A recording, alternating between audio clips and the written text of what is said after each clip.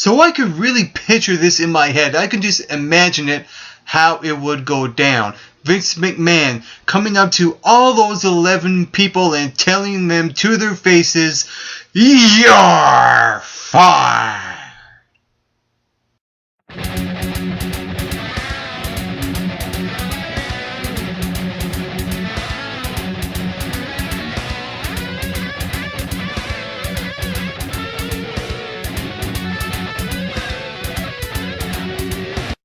So 11 people from the WWE have been released.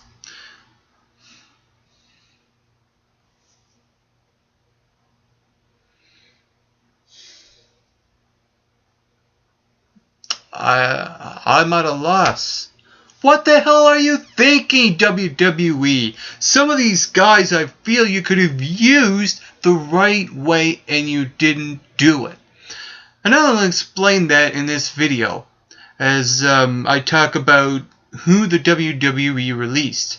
Now, before I get into the people that have been released, I want to talk about, I don't usually do videos like these where I come on here and talk about things that actually happened in the news. I've done it with Jack Swagger a couple of years back when he was being arrested before WrestleMania.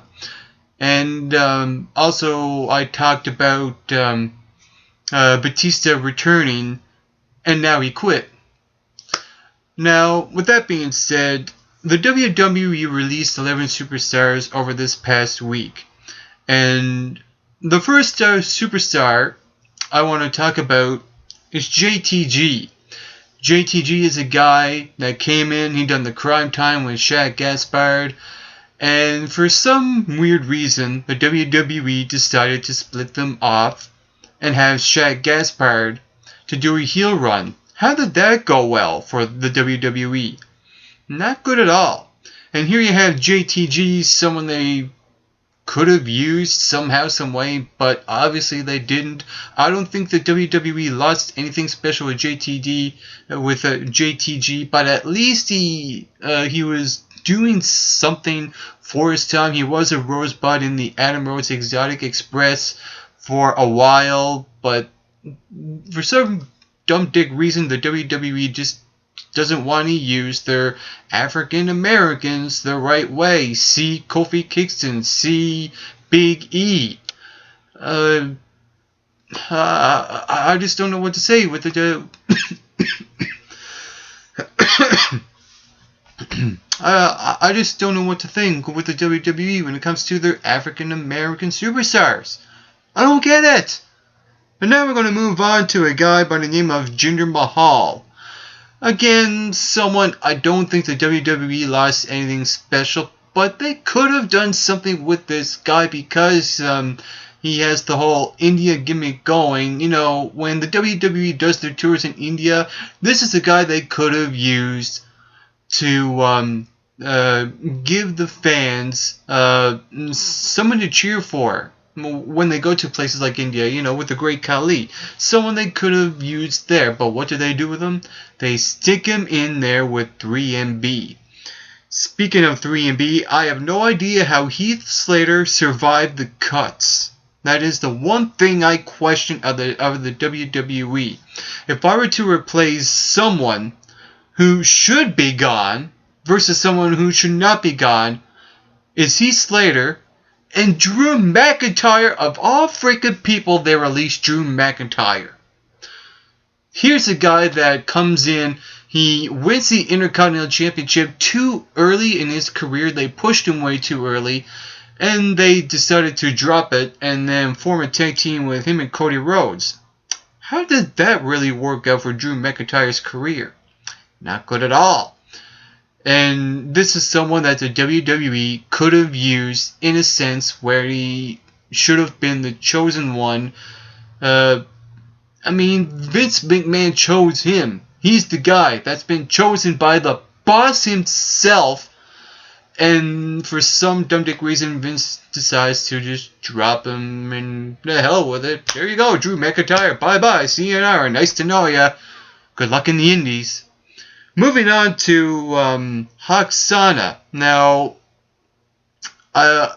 if the other half of this show is going to be watching this. He's going to probably go to flip his lids. I don't think that the WWE lost anything special. I don't think Aksana has really improved in the ring as a diva, even as a wrestler. Aksana was just someone who has been there lingering, floating around on Raw and SmackDown, and the WWE never really done anything with her at all. She was just someone who was sexy and nice to look at, sure. But that doesn't mean jack, because the WWE seemed to have little interest in Aksana. They have more interest in AJ Lee, and she's gone. She don't know. I don't know when they'll have her return, and they release Aksana. Moving on to a guy named Curt Hawkins. Curt Hawkins, he's a guy that comes in. He's one of the edge heads with Zack Ryder, and they do their thing. They actually look like Edge. I thought they really did. And then they done the whole Major Brothers gimmick as well. And then they split the both of them off solo. Zack Ryder does this whole internet gimmick, and Zack Ryder just does nothing. He absolutely done nothing at all. Again, another superstar. I feel that the WWE didn't lose anyone spectacular in Zack Ryder, but I know some people like Zack Ryder. He has a little bit of a following, but not a big of a following than someone like a Yoshi Tatsu or Evan Bourne. These two guys. With Evan Bourne, here's the thing about Evan Bourne.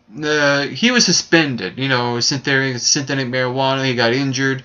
They gave him a couple of strikes. He was been seen on an NXT episode a few months back, and they never really done anything with him at all.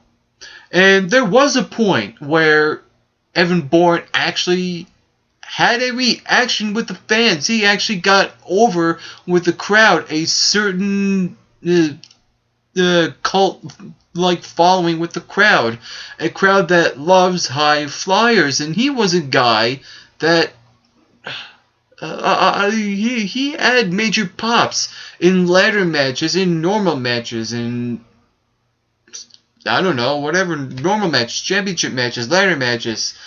Most notably, well, I don't really know, because I can't remember a lot of Evan Bourne matches. That's probably the reason why I can't remember a lot of what Evan Bourne really done. The only thing that really comes close is Air Boom, and how did that go, really? They just throw him in there with Kofi and Kingston, and they form a tag team, Air Boom, and they get the titles, and then that was it. That was pretty much it after that. So this was a guy that the WWE even had lost faith in, but with all due respect, this is a guy that did make his mistakes.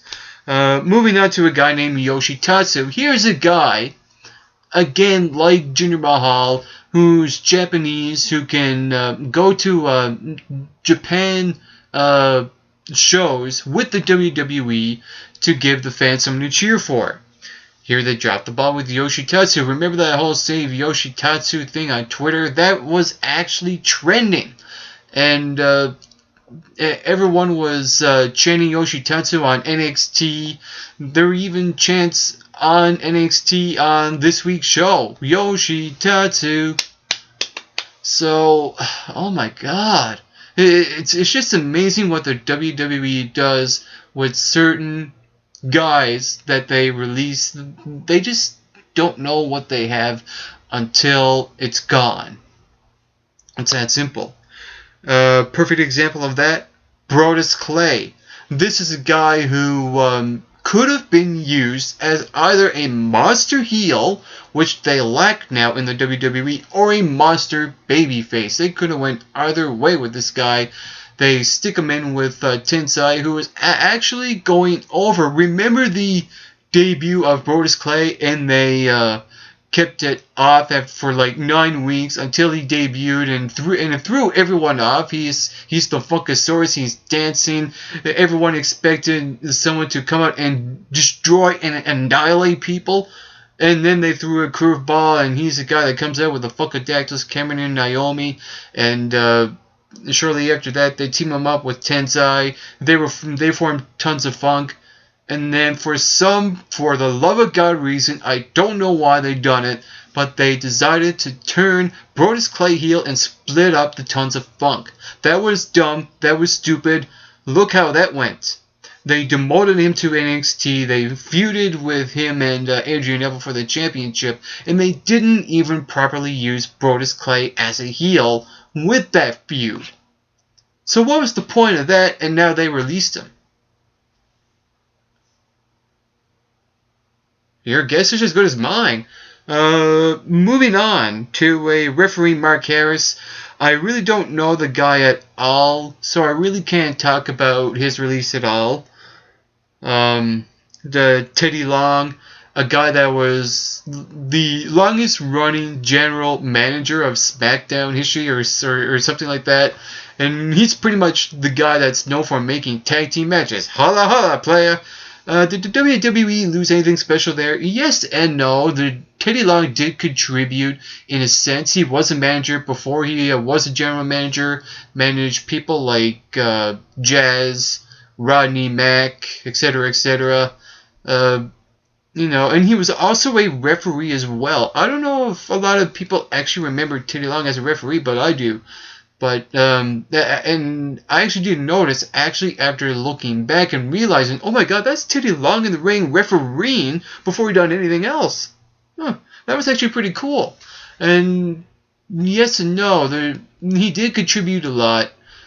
But in a sense, he was also a guy that after he was the general manager, he was just kind of just lingering. He wasn't really doing anything. The WWE wasn't really using him. There was potential of him doing a rivalry with Booker T, but they never really done anything with that. So, what the heck? Hey, let's just release him. Last but not least, and this pissed me off a lot, Camacho. And the reason why I think Camacho is the biggest loss is because they didn't use him the right way either. They packaged Camacho as this Mexican fighter, brawler, or whatever, who is hanging down on NXT. And this is a guy that was Haku's son. The badasses of all badass. Haku. Camacho is his son. They package him as Mexican. He's really Togan.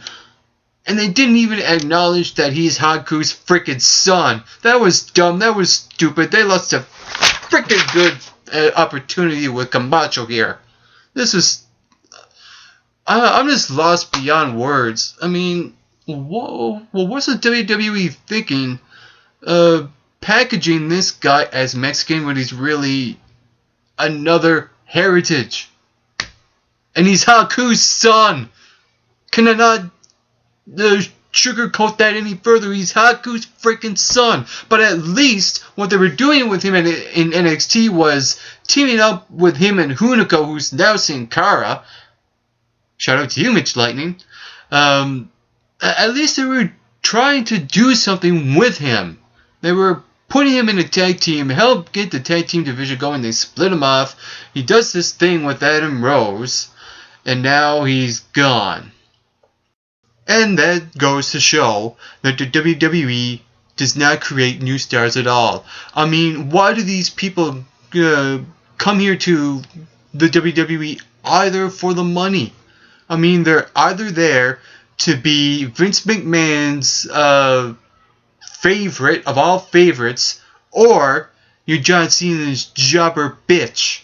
That's what you're there for. You're there to be the build up month after month, week after week, year after year, only to be jobbed out to John freaking Cena. I guess Vince McMahon can't help himself because he wants to protect his face of the WWE. Typical, this freaking typical of the WWE. The more things try to change, the more it still stays the same. And at the end of the day, you might as well release every other WWE superstar who's not John Cena or Randy Orton. I'm done with this crap.